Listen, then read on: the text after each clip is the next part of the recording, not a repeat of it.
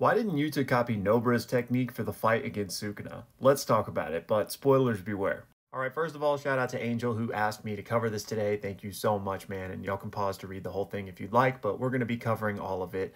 So first and foremost, Nobara's technique was really impactful in the Sukuna fight, right? It helped catch him off guard and for Yuji to get that final blow in. So imagine if Yuta had copied that and they had done that far earlier in the fight. One of the things Angel wanted to know was, would it have made a difference? And I think absolutely. Like if we're just going to hypothetically assume that they had that resonance in their back pocket that they could have thrown out whenever, then Gojo could have won. Because just imagine if Yuta or Nobara had used resonance during any of the domain clashes, right? Like the instant that they're both popping those domains, Sukuna gets hit with resonance, his domain no longer goes off, right? Gojo's still does. Gojo wins. So it certainly would have been a huge trump card to play. And the reason it didn't happen in the series as we saw is because Nobara was still in her coma or whatever, right?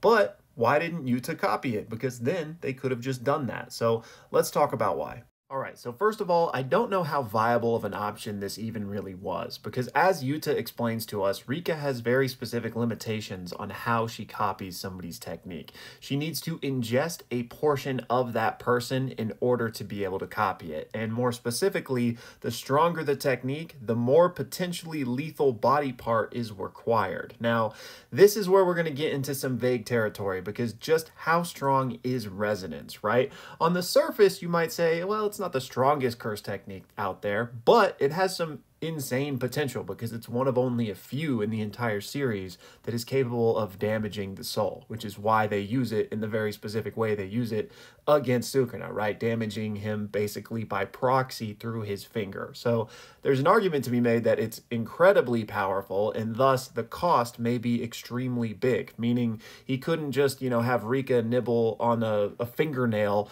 might have to take a whole arm or a leg or something, right? And I'm sure that is a sacrifice that Yuta feels very uncomfortable taking without consent, because you got to remember that Nobara is lying on the table in a coma, or again, whatever we want to call it. And, if we want to get really dark, we could say, well, hey, she's unresponsive. She's been unresponsive for weeks. Maybe this is for the good of everybody to just do this so that I can get this technique. But then I think we got to look at who Yuta is and who everyone else is amongst the good guys. And that's probably just not something they were even considering, right? However, it is worth mentioning that we know that Yuta can invoke a Binding Vow to get less of a lethal body part in exchange for only being able to use the technique a limited number of times. So maybe he could just eat a finger and only have one use of the technique, right? And I think that's possible. Again, it's probably a bit uncomfortable to even consider, considering there's no consent from Nobara's end on this.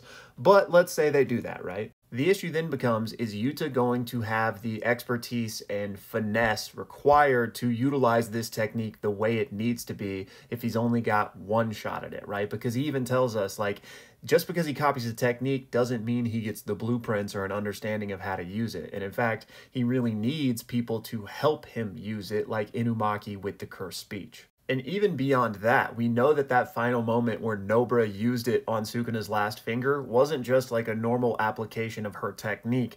She had to construct a binding vow in order to bypass like the typical physical damage in exchange for just doing the soul portion of the damage, because the fingers are indestructible. So would Yuta, without Nobara's guidance and having it be his first and only time using the technique, be capable of that type of nuance?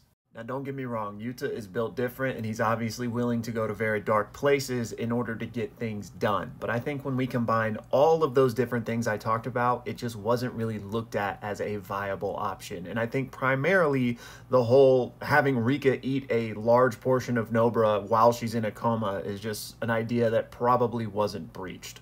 And then one final angle to this is, let's just assume hypothetically Yuta copied it, they had that in their back pocket. Would Gojo have been okay with that being part of the strategy? Like, would he have been able to push his pride to the side and say, hey, like, I'm not going to be able to do this by myself, like, come in with that sneak attack when we open our domains?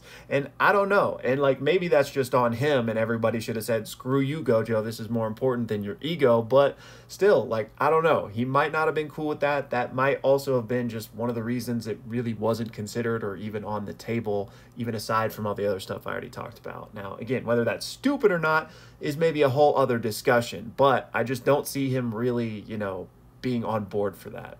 So anyways, those are my thoughts on it. Angel, thank you again so much for the question. And who knows, maybe in a parallel alternate universe out there, yeah, Nobara has no legs, one arm, and half a face, but at least Gojo would be alive.